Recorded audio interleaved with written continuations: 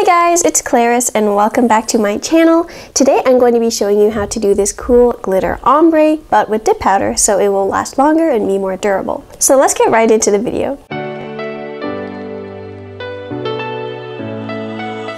So here is a quick look at the things you will need. First off, we have the dip powders. I chose a solid color, this light pink. And then I chose a glitter dip powder. And then I also have a clear dip powder. Then we have the dip powder essentials here. We also have a couple small paint brushes. We have a fluffy kabuki brush and we have a spoon. So now that we have everything we need, let's get right into it. So the colors I'm going to be using are for the pink. I'm going to use this one called Bunny Nose. It's a light pink from Double Dip Nails. Then I'm going to be using this gold called Champagne Gold. So we're going to start off by grabbing the base. This is in the red bottle, and I'm going to start off by applying it to the thumbnail, but not all the way up to the cuticle. We don't want it to get too bulky with all the layers we're going to have to do. So I'm going to leave a little bit of space there and then dip into the pink powder. And I'm going to do this on all the nails to give them the pink base. After that, I'm just going to brush off all the nails, and now we're going to get into the ombre part. So I'm going to open up both jars of my powder and get both my brushes ready. I'm going to apply the base on the whole surface of the nail, trying to avoid getting it on the skin. Then I'm going to first take one of the brushes and sprinkle the pink powder around near the cuticle area, and then use the other brush to sprinkle the gold powder on the tip. I found this the best way to do ombres with dip powder. If you had two solid colors, I have tried doing the scrub ombre type of thing, when you use the brush and actually buff the other color into the base of color, and that works pretty well. You do need a clear to encapsulate it though, otherwise that won't work.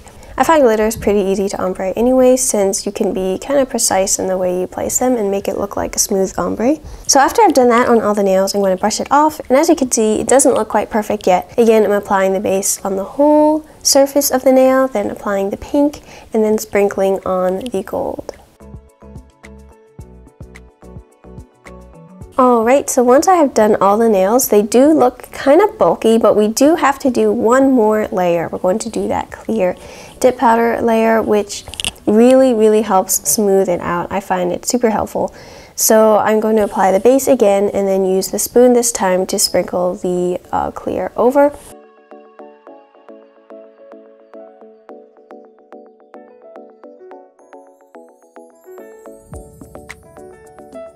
After I apply that layer of clear, I'm going to grab the activator, and since we do have a lot of layers on here, I'm just going to apply generous amounts, and then I'm going to let it fully dry and make sure it's hardened before moving on to filing. Alright, so once I've done that, I'm going to now file and shape these. I'm going to use a 180-240 file. I'm just going to make sure that the sides are well shaped and also that this top is smoothed out. So after I filed, I'm going to grab the activator again and apply one more coat. This is just to make sure that the powder is resealed after taking away some of it from that filing. And after letting that dry, we're now going to move on to top coat. I'm going to apply the first layer, and then after that has dried really quickly, I'm just going to go and apply the second one. This will really bring in some added shine because that first layer just kind of sinks in a little bit. Now I know some people may not like that, so they just go on to use a gel top coat instead. I found that if I use a gel top coat, it will peel off of the dip powder. I find that happens quite a bit, and that is because I filed the dip powder too smooth.